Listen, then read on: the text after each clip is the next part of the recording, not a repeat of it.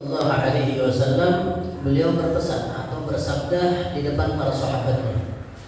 Ada satu hadis Nabi Sallallahu Alaihi Wasallam yang mengatakan, "Qala Rasulullah Sallallahu Alaihi Wasallam, ala adullukum, ala ukhbirukum." Ada satu riwayat dan riwayat. Yang pertama mengatakan ala adullukum, ada riwayat yang lain ala ukhbirukum bima yamhallahu bihi al-khataya wa yarfa' bihi darajat.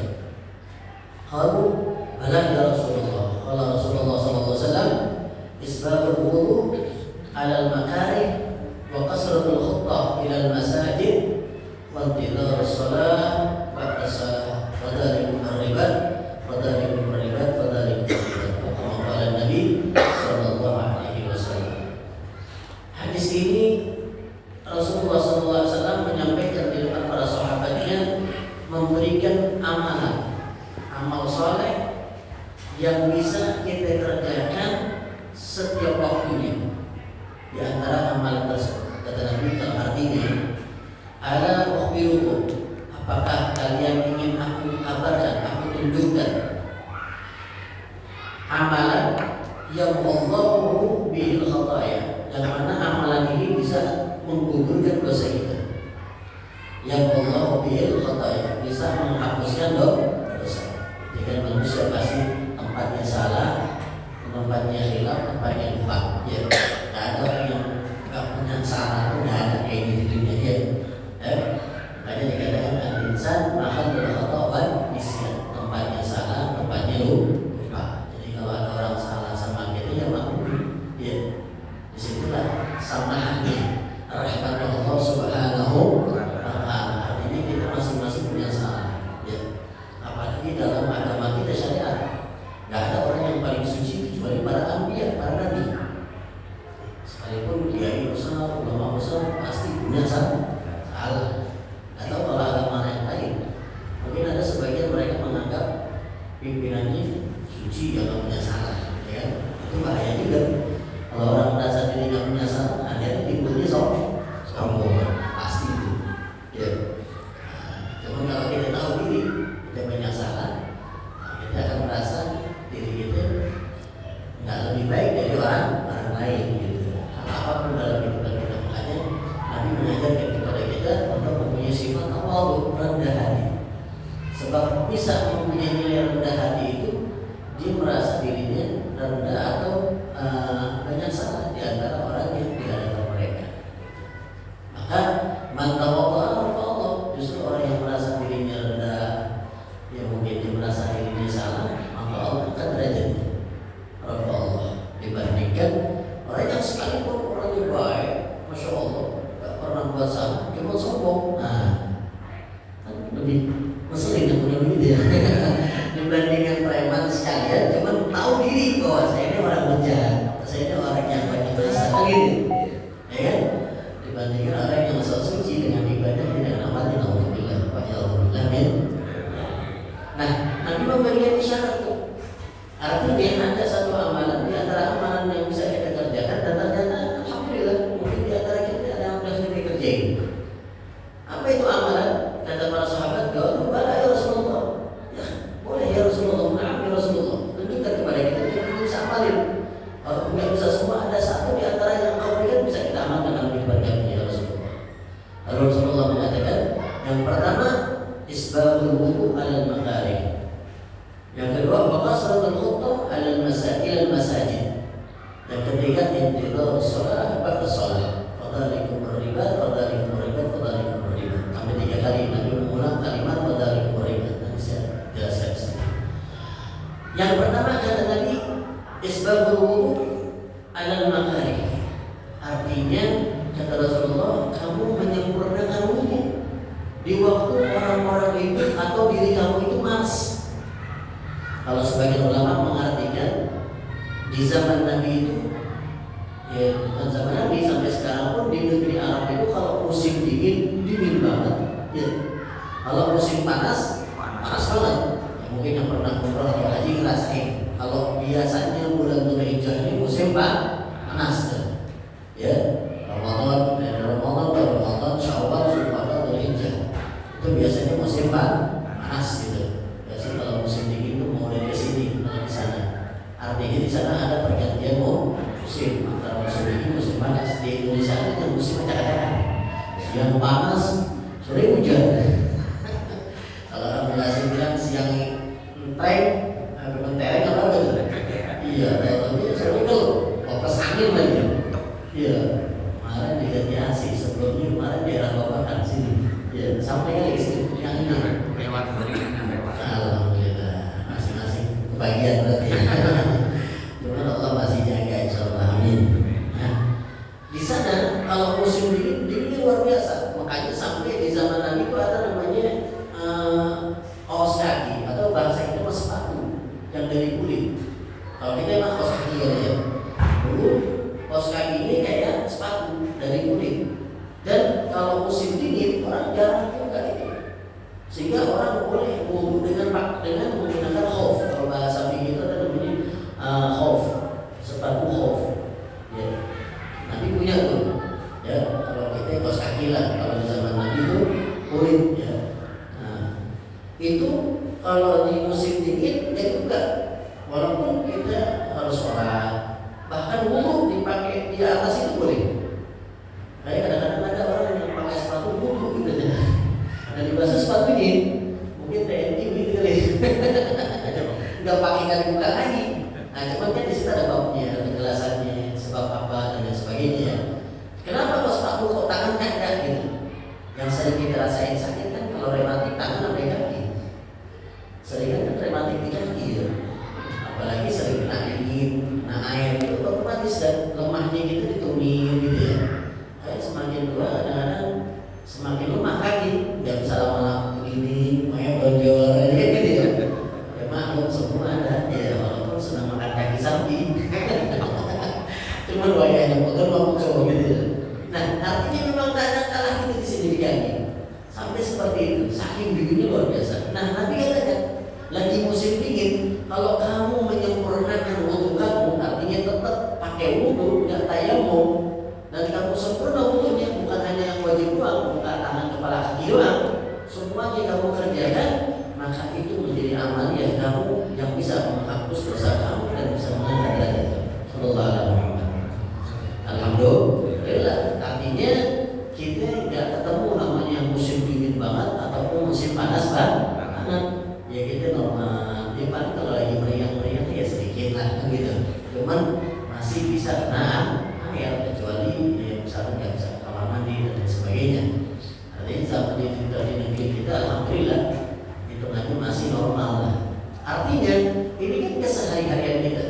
Kalau kita bicara di musim dingin, cuma kata ulama ada lagi yang memaknai sebabul wudu alal makarim itu kalau ada orang yang kadang-kadang kita malas buat sholat. Contoh ada subuh deh, ketemu azan subuh kadang-kadang kan kita dengar doang, bangun orang. Iya, apalagi yang sudah begadang, ya maaf nih, begadang mah kuat ketemu tahrim sama azan, maka dia berat banget gitu. Kadang-kadang milih tidur daripada wudu. Kenapa? Ini tadi isbahul wudu alal mahari. Di waktu-waktu kita malas untuk wudu, cuma kita paksakan untuk bisa berwudu kemudian sholat, apalagi sholat malam, ya boleh. Maka ini menjadi amalan kita. Belum sholat nih, baru wudu doang. Udah menjadi asbab yang Allah bil khataaya wa yarfa bihi darajat. Allah ampuni dosa kita dan Allah angkat derajat kita. Mungkin kita tidak pernah merasa sampai saat ini Allah masih memberikan kita nikmat umur, nikmat sehat, nikmat keberkahan. Kita tidak tahu dari amalan mana yang bisa kita kerjakan dan kita diterima Allah. Cuman pada dasarnya amalan yang kalau kita tahu ilmunya maka itu lebih dominan gampang diterima oleh Allah daripada amalan yang tidak tahu ilmunya. Paham ya? Contoh kayak tadi ya. Ternyata orang qiyamul lail bukan saja mendapatkan nilai pahala dari ibadah yang dikerjakan, dia bangun saja kemudian diwudu, ternyata di situ Allah bisa ampuni dosanya. Belum munajat, belum sholat, dan Allah angkat derajat kita. Dan hikmahnya kadang-kadang kita merasain tetangga kita yang kena musibah dan masih dijaga dalam perjalanan kayak kemarin ke Bekasi. Orang nggak ada yang nyangka kereta bisa ketabrak begini sampai tembus itu lokomotifnya. Itu bedanya antara buatan Cina sama buatan Jerman itu kan. Kalau kayak kan buatan Cina, seng-sengan semua. Lokomotif luar biasa, besi semua itu, sampai nembus ke dalam pikiran Allah. Subhanallah, itu kereta yang belakang orang perempuan lagi. Sampai ada pembacaan kalau perempuan jangan di belakang, tengah-tengah ya, bikin orang lagi yang jadi musibah. Sempat ramai di akhirat. Nah, hal tersebut kita nggak bisa tahu. Kejadian itu nggak menutup kemungkinan bisa terjadi dalam diri kita, atau keluarga kita, bahkan ya artinya kita nggak tahu. Hal-hal seperti itu tuh kadang-kadang kita masih Allah, alhamdulillah kita masih dijaga, alhamdulillah kita masih dilindungi, alhamdulillah walaupun kita masih makan apa aja masih diberikan sehat, kan gitu ya. Di situ tuh hikmah yang Allah berikan kepada kita kalau kita tahu ilmunya. Artinya ternyata dari amalan yang sudah saya kerjakan ternyata ada nilai di situ untuk dosa kita diampuni, ya, untuk Allah angkat derajat kita. Allah angkat derajat kita tujuannya apa? Minimal kita dapat penjagaan dari Allah Subhanahu wa Ta'ala. Gak ada Pak yang bisa ngejaga kita selama 24 jam kecuali Allah Subhanahu wa Ta'ala. Gak ada yang bisa menjaga, jangankan diri kita, istri kita yang menjadi jawab kita, anak kita yang menjadi jawab kita, yang nanti dituntut di akhirat. Apa bisa kita menjaga mereka? Apalagi sama sekarang dengan gadget, semua gampang diakses dengan media sosial. Kadang-kadang handphone ini lebih canggih dari handphone kita. Kita pengen tahu isinya apa, gak dikasih tahu, ada pinggir. Cuma kalau kita yakini setiap ibadah yang kita kerjakan, amaliyah yang kita kerjakan, amal soleh yang kita kerjakan, maka kita niatkan dari Allah jaga anak saya, ya Allah jaga keluarga saya, ya Allah dari marah yang musibah dan lain sebagainya. Maka itu menjadi asbab ya fa'illahu bihi darajat. Amin ya Allah. Amin. Kedekatan kita dengan Allah yang kita pengenin bukan hanya untuk diri kita, cuma memberikan maslahat untuk keluarga dan anak kita. Amin ya Rabbal. Makanya kata Nabi di surga nanti inna fil jannah ghurfa. Di surga itu ada satu kamar yang dari dalam bisa melihat keluar, yang dari luar bisa melihat ke dalam. Itu artinya istimewa kan, ya. Artinya kalau udah disiapin kamar berarti dia menjadi penghuni surga. Lalu sahabat bertanya, "Wasa ya Rasulullah?" Kata Allah, untuk 3 orang golongan. Absus salam, amut ta'am, wa absus salam, wa salat fil lail wan nas niyam. Atau kemakalan Nabi SAW. Ini kabar Allah khususkan kata Nabi untuk golongan yang pertama, orang yang selalu amut ta'am, suka ngasih makan. Coba beliau, undang makan. Amin ya Allah. Dan anggota suka ngasih makan, suka ngasih sedekah, cuma berkah gitu ya. Kan jangan dianggap enteng gitu. Ya kan, walaupun cuma seminggu, kalau dia istiqomah, Allah khususkan. Berarti menjadi asbab insyaAllah jalan masuk di surga Allah SWT. Amin ya Allah. Yang kedua, absus salam, orang yang sering nyebarin salam. Dia ketemu orang, assalamualaikum. Ya, walaupun hukumnya sunnah, yang jawab hukumnya wajib. Dia bisa ngerjain amal yang wajib gara-gara siapa? Orang yang salam, betul kan? Makanya pahala yang salam, walaupun amalannya sunnah, lebih besar daripada yang wajib. Kenapa? Udah dapat pahala sunnah plus pahala wajib atas jawaban salam orang tersebut. Gara-gara dia salam, dia dapat pahala wajib untuk menjawab salam. Double. Yang ketiga ini wassalah fil lail wan nasu niyam. Salat yang mana orang lagi pada enak tidur. Di kapan waktunya? Subuh, minimal subuh udah berjamaah. Betul ya? Maling itu kadang-kadang enggak tengah malam ngambilin. Di waktu subuh, azan subuh dimasukin. Allah di masjid berapa kali kehilangan motor? Bukan waktu maghrib, bukan waktu isya, kadang-kadang waktu subuh. Ya kan? Artinya orang pada lelah di waktu subuh. Wajib dalam keadaan sholat. Makanya itu minimal ketika kita bisa menjaga sholat subuh berjamaah, itu satu nikmat yang besar dari Allah Subhanahu wa Ta'ala dan menjamin surga. Nah, dengan istiqomah tinggal meluruskan niat dalam ibadah. Itu penting itu. Agar hati kita tidak bergantung dengan niat-niat yang lain-lain sebagainya. Nah, kembali yang pertama kata Nabi, yang pertama isbagul wudu alal makhari, menyempurnakan wudu di waktu-waktu yang kita tidak senang untuk wudu, ya. Yang kedua, wa kasratul khutbah ilal masajid. Nah, ini wa kasratul khutbah, banyak jalan masjid terhitung setiap langkahnya diberikan pahala Allah SWT. Jadi kalau pakai motor bagaimana? Sama. Kalau punya langkah motornya berputar semakin jauh makin pahalanya kan? Alhamdulillah. Tahan besar ini emang. Kalau saya pakai motor pas ke sini mudah jadi pahala. Amin ya Rabbal. Artinya orang yang cinta ke masjid, senang ke masjid, ada amalan ternyata yang punya nilai pahala di sisi Allah. Ya artinya kalau bicara amalan, amalnya sedikit. Artinya kita tidak banyak, bahkan kita mungkin lebih banyak santainya daripada ibadahnya. Ya kan saya pribadi ngerasain aktivitas saya lebih banyak kalau nggak subuh, kamu maghrib, malam. Siangnya kadang-kadang santai di rumah, mau bacakan gitu ya. Tadi saya jalan pulang agak malam tadi, kadang-kadang jam 10. Sedikit amal yang gitu. Cuma kalau kita tahu hakikatnya, ilmunya, nilai pahalanya, wah insya Allah menjadi asbab tadi Allah menilai sedikit, Allah angkat derajatnya. Yang penting kita tetap berhusnuzon kepada Allah. Mudah menjadi dosa kita diampuni, mudah menjadi asbab Allah berikan keberkahan dalam rezeki, keberkahan dalam rumah tangga, keberkahan dalam umur. Kan kita pengen hidup berkah. Tadi kita ngomong sama orang-orang yang umur 60, 63 ya. Nah sama-sama pensiun, dipaji-paji 60 ya.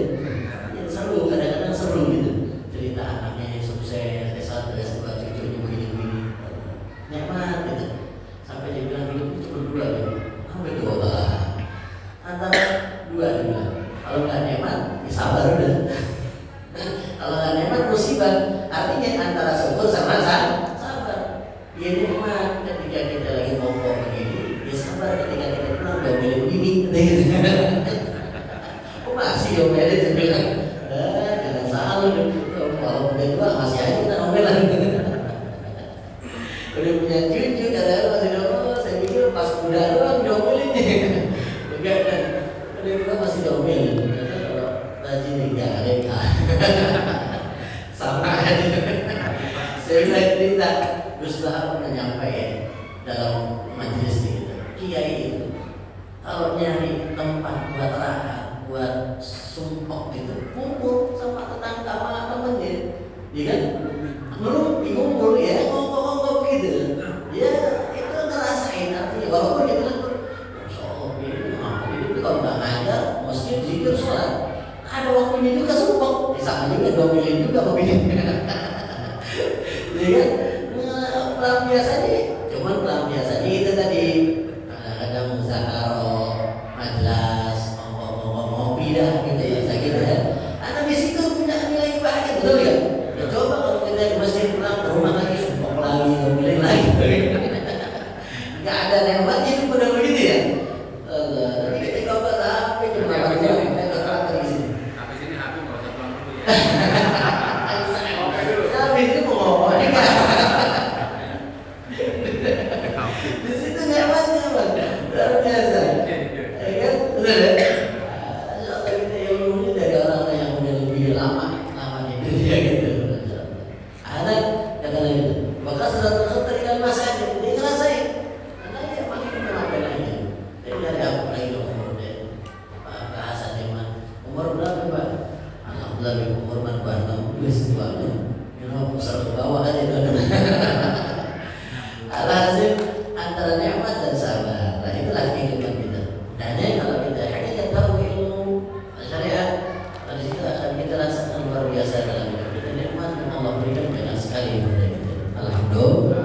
Nah yang terakhir kata Nabi yang ketiga, Qasratul khutbah, yang ketiga imtithal shalah ba'da shalah. Nah ternyata ini sering kita kerjain. Apa itu imtithal shalah ba'da shalah?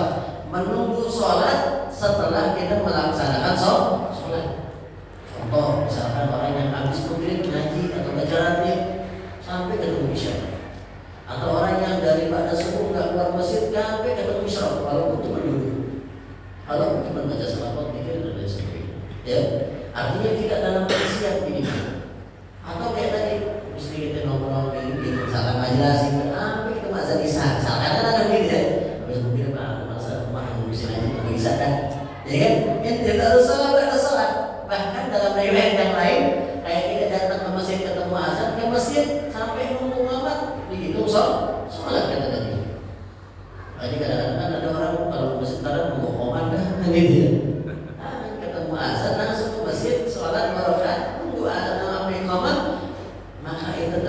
seperti dia sholat. Wa intidhar sholat ba'da sholat. Nunggu sholat setelah dia melaksanakan sholat. Yang sering dikerjakan tadi itu antara maghrib sampai isya atau ba'da subuh sampai isya. Maka itu terhitung oleh Allah kata Nabi bisa menggugurkan dosa dan bisa mengangkat derajat kita di dunia wal akhirah. Amin ya rabbal alamin. Mudah-mudahan amal yang menjadi rutinitas kita baik yang malam Senin, malam Jumat atau apapun yang kita sudah kerjakan setiap hari, khususnya ke masjid sholat 5 waktu ini, setelah kita tahu hakikatnya mempunyai nilai pahala yang besar di sisi Allah, maka yakini kita termasuk orang yang dijaga oleh Allah Subhanahu wa taala. Amin. Kita termasuk orang yang masih dalam pandangan Allah Subhanahu wa taala dan masih Allah berikan kita nikmat taufik, hidayah, inayah. Insyaallah ini bisa mengantarkan kita semua dalam keadaan husnul khatimah. Amin ya rabbal alamin. Hadirinnya wa ala kulli niyatin salihah wa ila hadratin nabi al-fatihah. Bismillahirrahmanirrahim. Alhamdulillahirabbil alamin arrahmanir rahim maliki yaumiddin. Iyyaka na'budu wa iyyaka nasta'in ihdinas siratal mustaqim siratal ladzina an'amta 'alaihim ghairil maghdubi 'alaihim waladdallin. Amin ya rabbal alamin. Mungkin ada yang bertanya? Saya kalau jangan banyak bertanya. Ada yang tanya nggak? Kalau nggak ada yang tanya, saya mau tanya. Aku coba dijawab aja. Bib, kalau kita melaksanakan sholat sunnah, Bib, misalnya saya baru masuk masjid,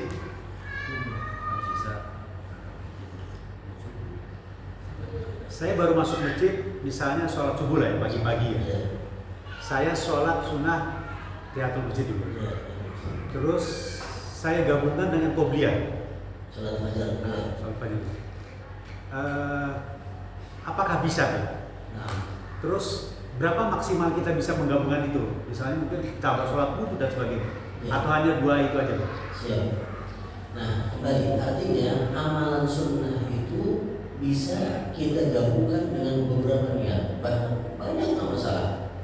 Seperti misalnya puasa, saya contohin puasanya. Karena kan kita ketemu namanya puasa Arafah besoknya bulan Dzulhijjah.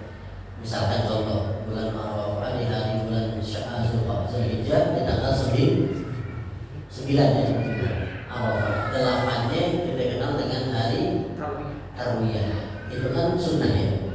Hukumnya sunnah. Maka amalan sunnah dalam syariat boleh kita gabungkan dengan beberapa niat. Contoh Arafah itu bertepatan dengan hari Kamis misalkan, maka kita niatkan dengan puasa sunnah Arafah dan juga puasa sunnah Kamis. Bahkan bisa kita niatkan qada Ramadan. Cuman yang pertama niat qada dulu. Artinya bisa kita niatkan dengan amalan wajib. Cuman ini amalan sunnah ya. Cuman kalau amalan wajib nggak boleh. Puasa Ramadan misalkan ketepatan hari Senin, saya niat puasa Ramadan tahun ini dan puasa Senin nggak bisa karena amalan wajib. Cuma amalan sunnah boleh digabungkan. Saya niat puasa Ramadan dan puasa sunnah Arafah dan puasa Yaumul Khamis. Tiga niat dan tidak harus buat boleh dan kita terlebih. Itu amalan puasa. Nah, bagaimana pertanyaan Pak Haji? Kalau sholat tadi, contoh tadi datang sudah waktu azan, bahkan mendekati qomat. Kalau kita sholat 2 rakaat tahiyatul masjid, 2 rakaat sunat wudu, dan 2 rakaat sunat misalkan gitu, atau 2 rakaat dengan sholat fajar, habis waktu kita. Akhirnya qomat nggak akan qomat orang. Kita gabungkan sholat 2 rakaat tersebut dengan niat yang tadi kita sebut, boleh ya? Boleh. Bagaimana cara niatnya? Nah, itu tadi. Karena niat itu di hati, maka kita gabungkan niat tersebut. Apalagi amalan sunnah. Amalan sunnah itu khususnya sholat sunnah yang wajib cuma 2 yang kita ucapkan di hati kita. Usolli syahid. Misalkan duha, usolli duha. Usolli tarawih. Misalkan itu ya. Tidak ada embel-embelnya lagi. Kalau wajib dia usolli fardhu dhuhri. 4 rakaat mustaqbilal qiblah adaan lillahi ta'ala itu sunnah. Cuma kalau makmuman imaman, ini ditambahkan agar mendapatkan pahala jamaah. Kalau nggak niat makmuman, nggak dapat pahala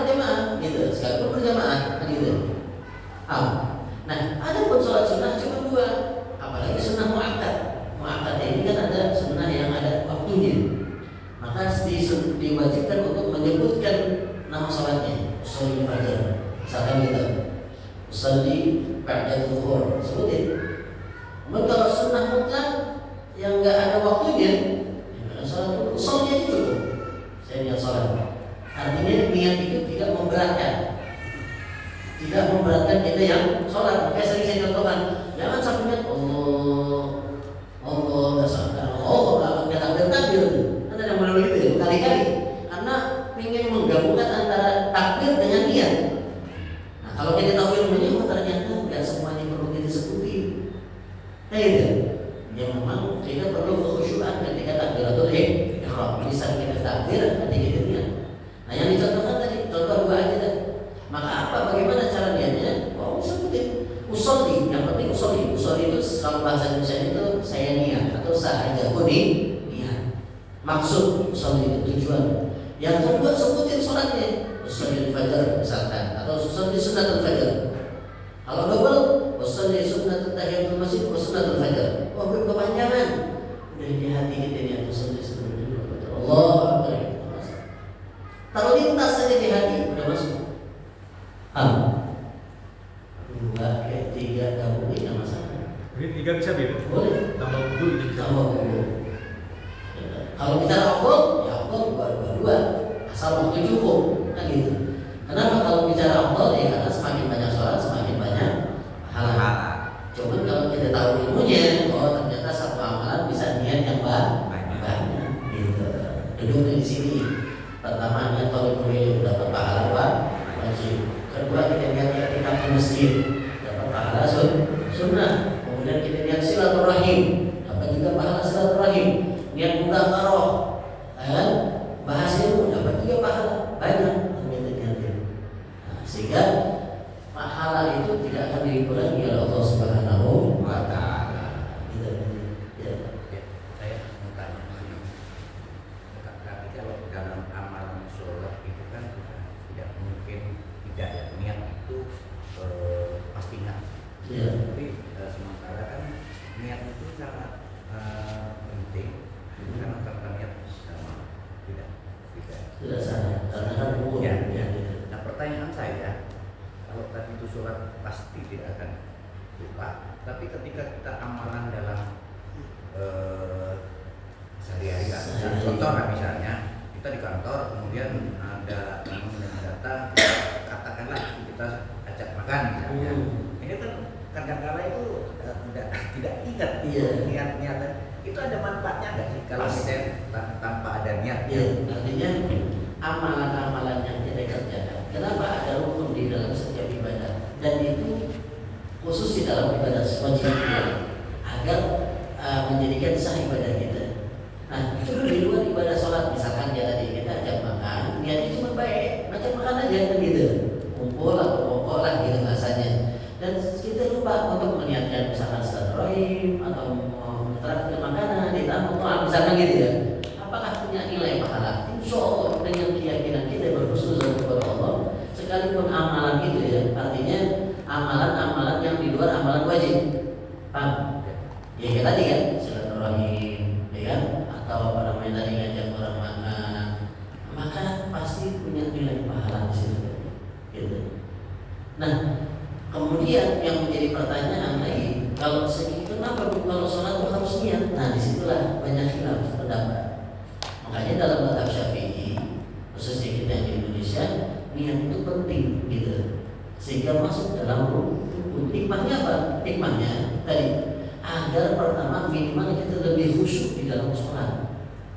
Kan beda kalau kita sholat langsung aja begitu ya, tanpa kita harus benar-benar memfokuskan dengan niat gitu. Paham ya? Ada kan orang sholat ujuk-ujuk datang langsung aja, imamnya sujud langsung sujud kan gitu. Makanya kenapa? Makanya ada ulama-ulama mereka tuh nggak tahu rukun wudu. Yang dia tahu mah ada rukun. Ketika ditanya, ada rukun wudu ada berapa? Yang wajib mah muka sama tangan doang. Kan gitu ya. Kalau nggak salah jawabannya begitu. Kepala mah kagak wajib, kaki kagak wajib. Itu gimana ceritanya? Kan gitu. Nah, itulah kehebatannya para mujtahidin, ulama kita termasuk para imam kan, dengan istihadnya mereka. Nah, sehingga ada rukun dan syarat dalam ibadah. Cuma yang jadi pertanyaan Pak Iwartoyo,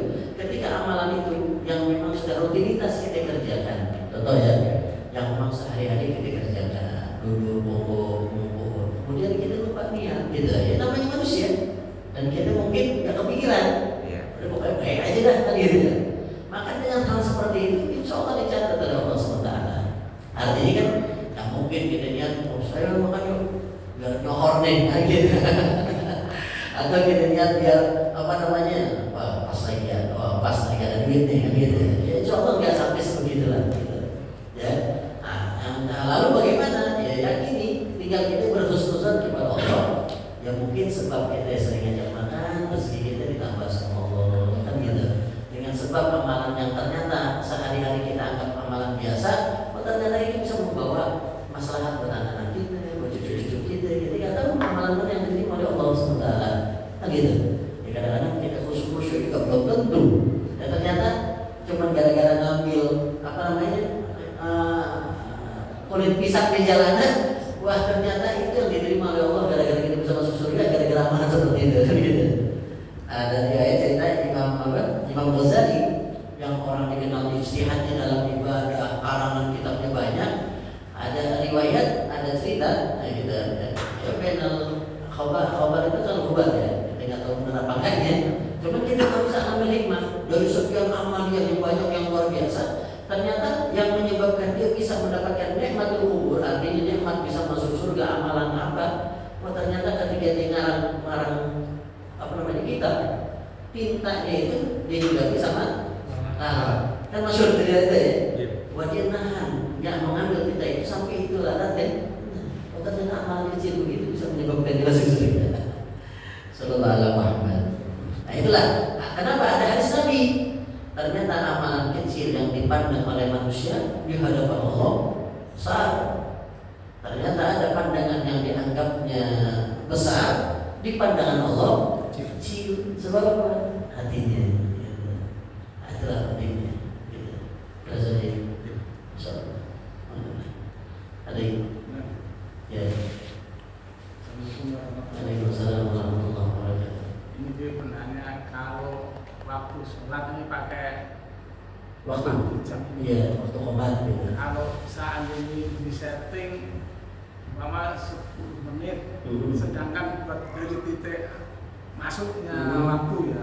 Terus kalau diambil buat ajan nih kurang lebih 5 menit, tinggal 5 menit kan untuk mengumpulin jemaah untuk bisa sholat sunatnya kan mungkin terbatas.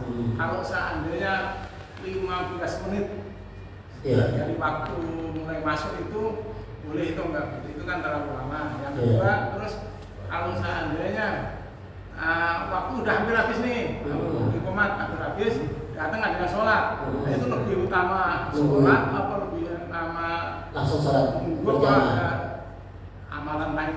Iya, apa bisa? Terima kasih. Waalaikumsalam warahmatullahi wabarakatuh. Ini penting, sering juga ditanya nih. Setiap masjid kenapa ada waktu awal masanya? Ini kan termasuk bid'ah nih. Ya, apalagi masjid-masjid yang itu ya. Artinya kenapa adanya menit antara azan dengan iqamah? Ya kan? Nah, ini tujuannya dibikin ini agar orang yang kalau telat ke masjid tahu diri. Mama tahu diri. Kalau ente datang terlambat, ya kesian orang yang datang udah duluan, nungguin khomat lama banget kalau nungguin ente sholat, kan begitu ya? Paham? Tujuannya kan seperti itu, hampir semua masjid. Hampir kalau ada banyak DKM, kenapa ada gitu? Biar ada jarak orang yang dari awal sudah datang, kemudian datang orang yang terlambat, kemudian sholat sunnah, mau khomat gak jadi khomat. Datang lagi sambil sholat sunnah gak jadi khomat lain, bisa sengaja gitu. Nah, terus gitu. Akhirnya timbul seperti ini nih. Jadi nggak perlu dikasih kode lagi kan? Oh nenek. Jadi harus tahu begitu. Maksudnya jadi pertanyaan pertama, bagaimana hukumnya? Apakah kita harus lebihin banyak 15 menit biar kasih waktu kan begitu ya? Nah itu sih sebenarnya kesepakatan pengurus, khususnya pengurus dan DKM ya. Artinya beda-beda tempat ya beda-beda waktu. Dilihat jamaahnya. Kadang-kala nunggu waktu ini biar yang jauh-jauh bisa datang kan gitu ya. Oh masih ada. Cuman sebenarnya ada waktu-waktu yang memang boleh di atas 5 menit kayak subuh misalkan contoh ya. Nah, cuman karena subuh juga waktunya sempit jadi nggak boleh lama juga gitu. Atau maghrib, apalagi maghrib khususnya. Artinya jangan sampai waktu di atas 10 menit gitu. Nah itu kesepakatan dari pengurus sebenarnya kalau masalah waktu. Bagaimana dia menentukannya? 5 menit atau 10 menit, 15 menit, mana yang lebih afdol kan gitu ya, ditanya dia seperti itu ya. Itu kembali kepada kebiasaan di masjid tersebut gitu. Artinya enggak menjadi patokan. Standarnya gitu gimana nih kalau maghrib? Tadi kita kasih arahan, kalau maghrib sama subuh lebih baik jangan lebih dari 10 menit gitu. Ya misalkan 8 menit atau 7 menit gitu ya. Kalau subuh mungkin kadang-kadang ada lama juga, agak lama ya. Kalau zuhur sama asar ya bebas, kalau zuhur sama asar ya. Nah itu yang pertama, artinya menentukan menit itu kembali lagi ke DKM yang punya wewenang kan gitu ya, yang standarnya berapa. Nah kemudian jadi pertanyaan kedua, bagaimana ketika kita datang menit sudah sedikit lagi koma, apakah kita harus sholat sunnah dulu kemudian kita nggak saja takbiratul ihram bersama imam, atau kita nggak usah sholat sunnah udah bersama imam kan gitu ya. Terus yang orang yang menjadi tugas kok misalkan komat, apakah kita harus nungguin dia selesai sholat nih? Lah kagak usah, komat aja udah, nanti dia bisa nyusul gitu. Kesian misalnya dia kenapa dia lagi komat di sholat kan gitu ya.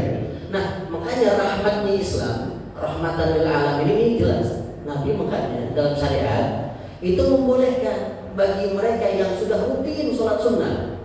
Misalkan dia nggak pernah ninggalin qobliyah sama ba'diyah. Qobliyah dah, misalkan qobliyah ya.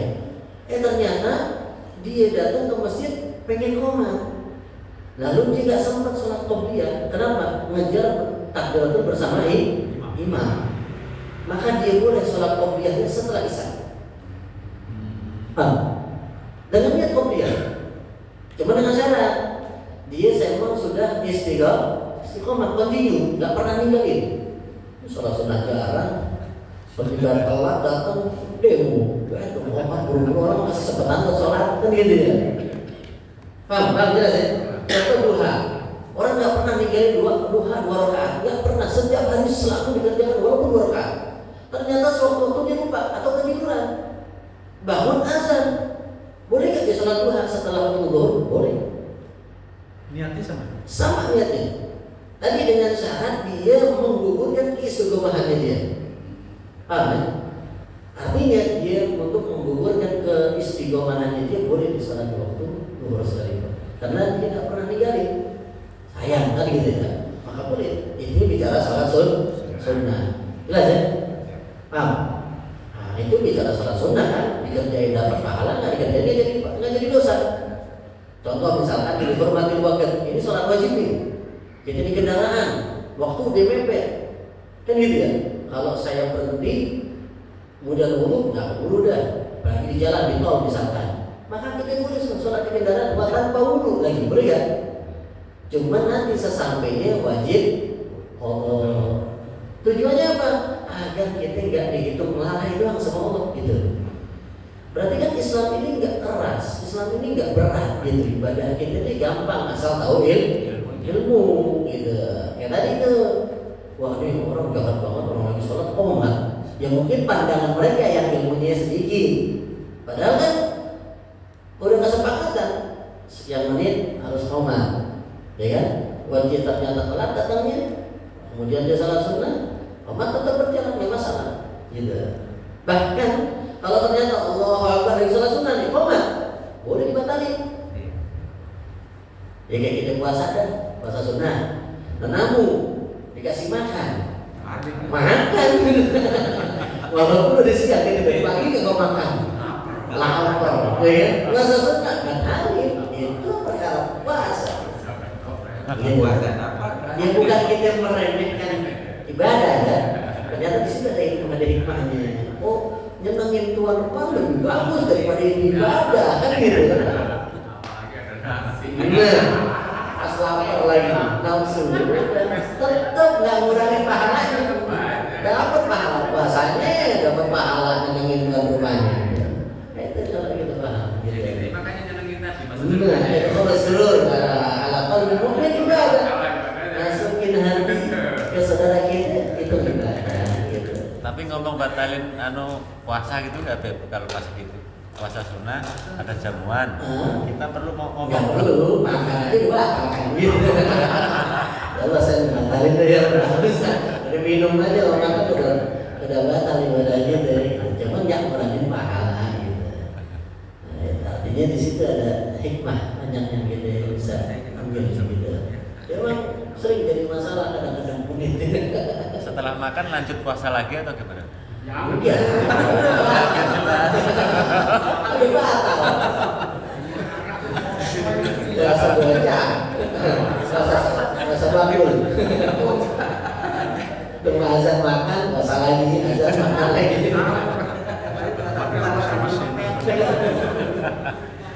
Iya. Mau bertanya Pak. Jadi Ini kompon. pemahaman apa?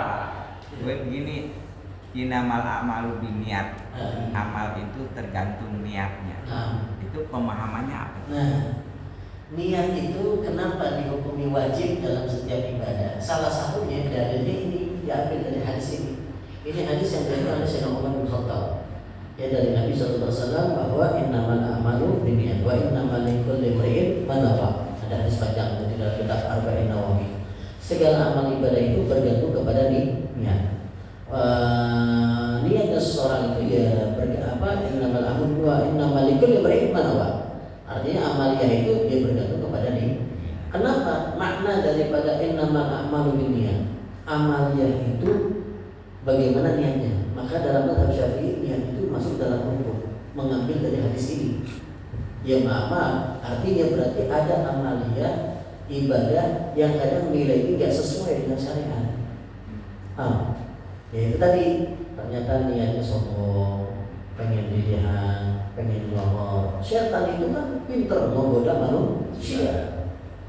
Makanya di ujung hadis itu paman kanat hijratuhu di dunia yusibuha wa yawra'atun nikah itu tuh mana aja deh. Pertama masalah paman kanat hijratuhu ila Allah wa rasulih fa hijratuhu ila Allah wa rasulih. Barang siapa yang niatnya hijrahnya dia karena Allah dan Rasulnya, maka dia mendapatkan pahala sesuai dengan niatnya karena Allah dan Rasulnya. Cuma kalau hijrahnya dia untuk dunia atau perempuan yang dia nikahkan, maka kata Nabi sesuai dengan niatnya. Hijrahnya dia dari mungkin dari yang gak baik menjadi baik, yang diniatnya dunia, maka yang dapat dunia doang. Pahalanya nggak ada. Yang diniatkan ternyata jarang mendapatkan perempuan. Apa yang diniatkan dia dapat perempuan, cuma pahalanya nggak ada. Nah disitulah ibadah itu perlu diniat. Jangan sampai gara-gara ibadah udah banyak, amaliyahnya udah masya Allah, cuma niatnya salah gitu, sehingga gugurlah ibadahnya dengan niat yang enggak baik. Nah, disitulah hikmahnya kenapa niat itu masuk dalam kategori wajib, bahkan rukun. Beda ya antara wajib sama rukun. Kalau wajib kadang-kala ada dispensasi apa? Keringanan. Ya, contoh sampean haji, ada namanya wajib haji. Cuma ketika kita ngerjain wajib haji, kita bisa bayar dan sah haji kita tetap, betul nggak? Cuman ketika kita meninggalkan rukun dalam haji, rukun haji kan sama seperti umroh, cuman yang beda cuman satu, apa namanya wukuf. Adanya tawaf, niat pertama niat ihram, tawaf, kemudian sa'i, kemudian tahallul. Kan gitu ya? Kalau haji kan lempar umroh, mabit dan lain sebagainya, itu wajib haji. Cuma wajib itu kadang-kala ada keringanan.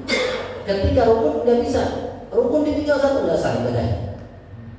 Dan salah satu rukun itu adalah niat. Contoh misalkan sholat wajibnya menghadap kiblat.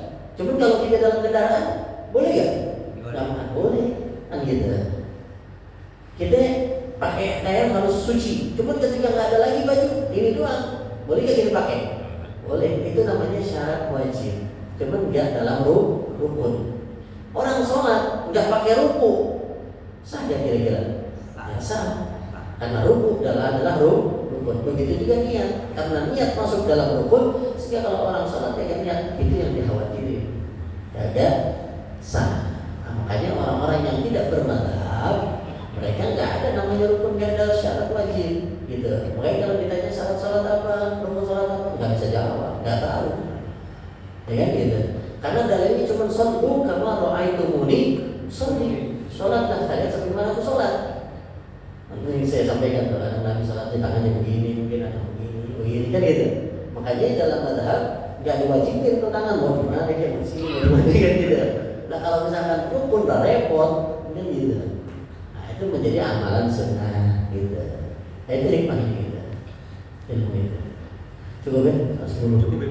Wallahu a'lam. Bisa. Assalamualaikum warahmatullahi wabarakatuh. Wa ila hadratin Nabi al-Fatihah.